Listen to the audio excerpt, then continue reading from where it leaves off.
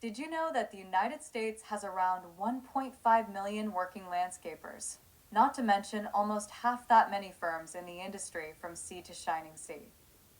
According to some estimates, 40% of property owners and renters responsible for lawns utilize landscaping services each year. In other words, it isn't the niche luxury sector some would have you believe it is. The profession is part of everyday life. So we talked to some owners and managers of these companies to see if their lives have changed in the last few years. In a nutshell, they view road diets no differently than pesky weeds. They want to rip them out. Once we guaranteed anonymity to a Virginia-based expert with decades of residential experience, who twice emphasized his fears that bike enthusiasts would trash his reputation online, the gardener told us. I've noticed it over the past several years. It seems like a concerted effort against cars, against driving. I've heard that the bike lobby has a lot of influence and power. I think this was 2 or 3 years ago. They had a proposal to put a dedicated bike lane on the east side of a street. So this would eliminate half the parking, and all the people were like, no way, because it's hard for them to find contractor workers because there's no place to park and you're going to get a ticket every time you park there. It's a concerted effort. It's not just by chance.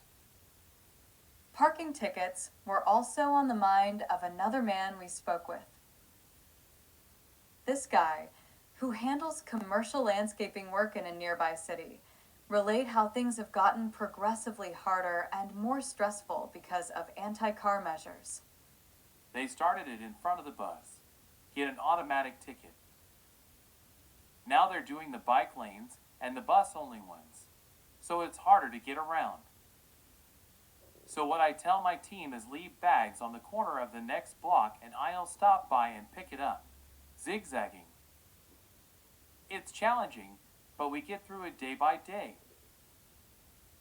We've been getting tickets back to back in regards to the bus, and we're not even in their spot. I will park either far away from it or ahead of it, and we will get tickets. As you're well aware, landscapers are not made of money despite their green thumbs. They're at their wits' end.